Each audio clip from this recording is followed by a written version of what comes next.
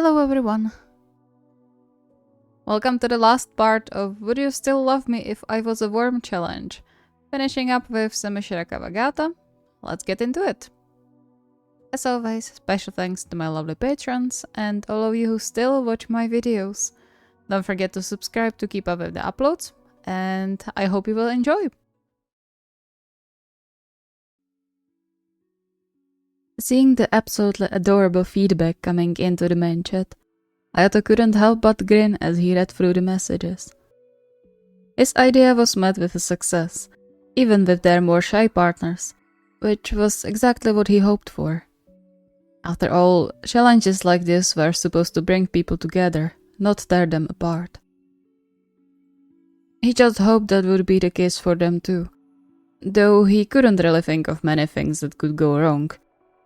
His boyfriends were used to his antics after all those years anyway. This wasn't anywhere near the weirdest idea he had ever had.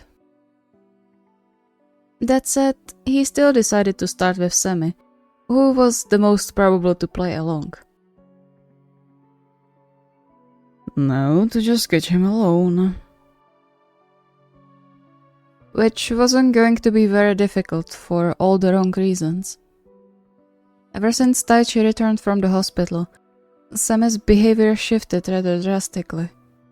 He spent a lot of time alone in his music room, though they all took note of the fact that he stopped locking the door, and Hayato even found his headphones tossed into the trash 2 weeks ago. He hadn't said anything about it, only fished them out again in case things got better in the future, and let Semi be, staying close to hopefully offer some reassurance if Semi needed it.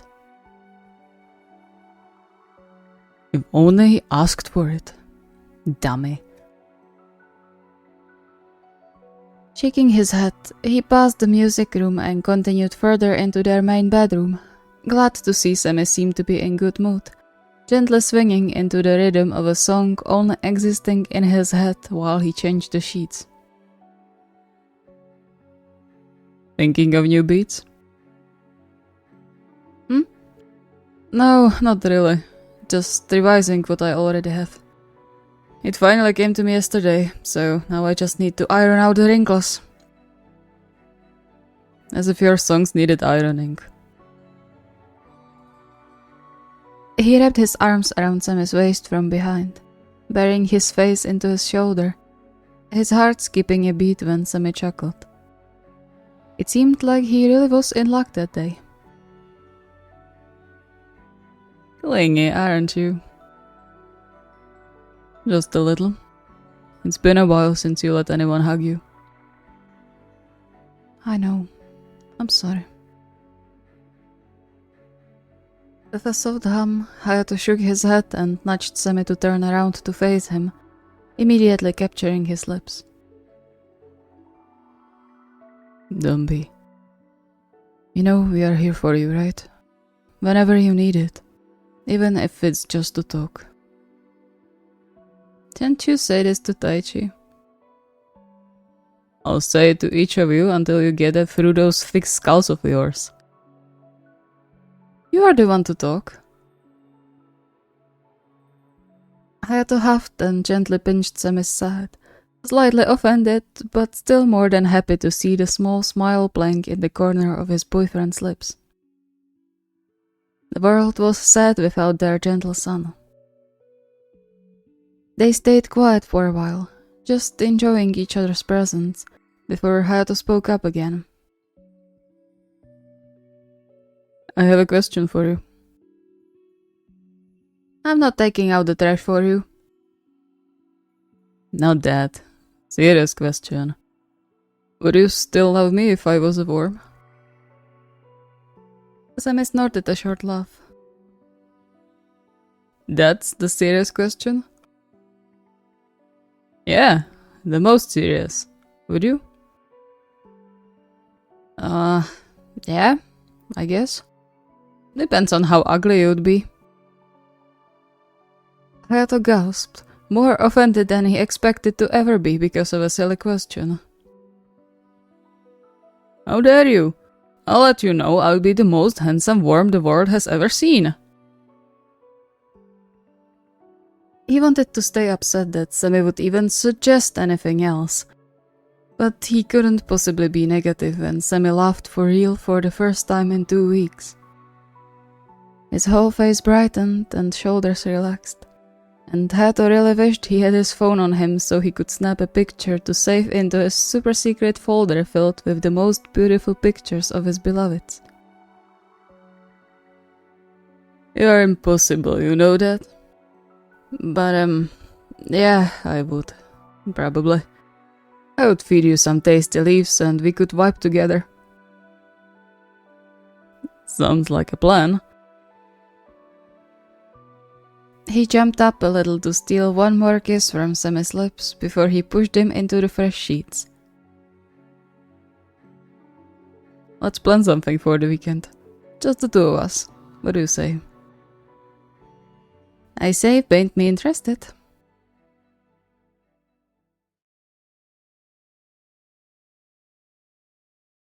Catching Shirabu alone proved to be a completely different level of challenge. Their doctor sweetheart spent most of his day at work as of lately, leaving early in the morning and coming back late in the evening utterly exhausted. And Hayato simply didn't have the mind to ask him silly questions when he barely managed not to fall asleep while eating. However, it seemed like he was in luck today, as he came home from practice to find Shirabu tapping something into his laptop. You have a free day? Shirabu startled and quickly closed the laptop, making Hayato raise his eyebrow. Secretive much? It's work. I can't let you read patients' cards. Sure, whatever you say. They both knew he was lying, but since he had no reason to dig deeper into Shirabu's personal matters, he let it be and kissed the crown of his head instead. You should have said so. We could have gone somewhere. I wanted to rest. But you are working, no? Hayato. Okay, fair enough. He plopped down next to him, deciding to go for the challenge then to not bother with it any longer. Say, can I ask you something? Since when do you ask before asking the actual question? Hayato shrugged. It doesn't hurt since you seem busy. Can you stop? If you answer me. Fine, what is it? Would you still love me if I was a worm? Shirabu paused for a beat, his nose scrunching almost adorably in what Hayato recognized as disgust, before he pulled away a little as if Hayato was already a worm for real. No? What kind of question is that? Expected, but no less disappointing, Hayato had to admit. He tried to keep his expression unchanged and just shrugged. But there was something else hidden behind the curt answer. Something he wasn't sure how to unravel without risking getting bitten. Not that Shirabu would actually bite him, but the results would be similar. But why not? It would still be me, no? Because I'm not into worms, for God's sake! Any more stupid questions? Silence settled in the flat, only interrupted when Hayato sighed. He didn't take it too hard, not really. There was no reason to. However, the increased amount of times they heard Shirabu raise his voice lately was concerning. Not just because of the atmosphere in their home, but because of Shirabu's well-being as well. Fine. Sorry I bothered you. I'll leave you alone. He got up, but didn't make a single step when his arm was caught by a smaller hand. Wait, I'm sorry. I didn't mean to yell at you. I would get you some terrarium or something if you were warm. Nice. He became more serious again and sat back down, carefully taking Shirabu's face in his palms. What's wrong? You've been on edge the whole week. Please talk to us. You know I don't care if you yell at me, but I might get the wrong idea. Shirabu flinched, possibly because of the reminder of the last time he yelled around Taichi, and as if deflated under Hayato's touch. It's nothing, Genji. I don't know, okay? Nothing happened, I swear, I don't know what's going on. I'm trying to hold back to not yell at you all again for no reason, but everything just makes me want to explode and I don't know why. He sighed in defeat, letting himself slump against Hayato's shoulder and into his waiting arms. Sorry. Don't be. I'm glad you told me. You know what? I heard some guy opened a rage room a few streets from here. How about we give it a shot? It might help if you let it all out in controlled environment. That sounds good. Will you go with me? Grinning, Hayato hugged him tighter, leaving a kiss on the crown of his head. You bet.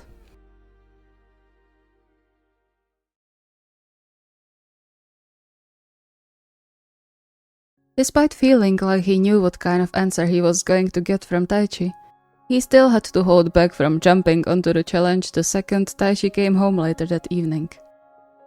Partially because Semi and Shirabu were also present, but also because he didn't want to startle him.